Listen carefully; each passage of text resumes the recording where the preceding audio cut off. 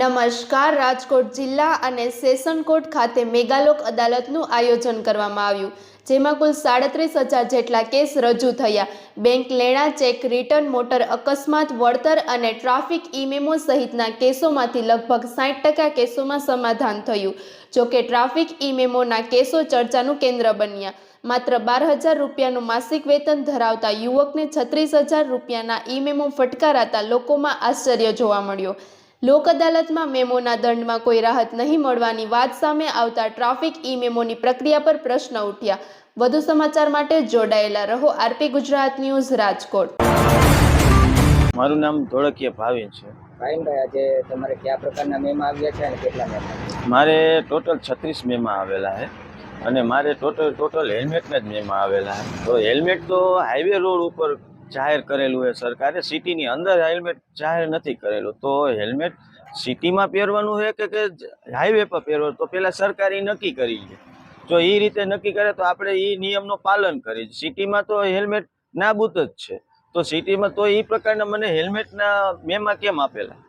ખાસ આજે તમે લોક અદાલતમાં રજૂઆત કરવા ગયા હતા, તો ત્યાં કયા પ્રકારની રજૂઆત હતી? ત્યાં અમે 150 થી 200 જણા ભેગા થયેલા હતા. તો બધાએ નોખી પ્રકારની અને બધાને આ જ પ્રકારની હતી તકલીફો. એટલે બધાએ એમ કીધું કે આ અમને રાહત કરી દો અને માફ તો કે એક પ્રકારની થાય નહીં, અને રાહતે કે તમને કોઈ પ્રકારની થાય નહીં, તમે કોઈ વાંધો નહીં. તો તમારે આ જે વિડીયો જે વાયરલ થયેલા છે તો એ શું છે? તો એ કે એ બધા ફેક છે. તો કે તમે એમ કેમ કરી શકો? તો અમે એ આધારે તો અમે આવેલા છે. 36 મેમાની વાત કરીએ તો કયા પ્રકારના મેમા છે અને લોકેશન કયું છે? મારે 36 પ્રકારના તમે મેમા કરો ને તો મારે ગ્રીલિયન ચોકડીથી માર્કેટિંગ યાર્ડ, મારે માર્કેટિંગ યાર્ડમાં મજૂરીનું કામકાજ છે. તો મારે ગ્રીલિયન ચોકડી નવા ગામમાં મારે રહેવાનું, ત્યાંથી મારે માર્કેટિંગ યાર્ડમાં જવું, એટલે મારે ગ્રીલિયન ચોકડી અને માર્કેટિંગ યાર્ડના જ મેમા આવેલા. બીજા કઈ વિસ્તારના નથી આવેલા.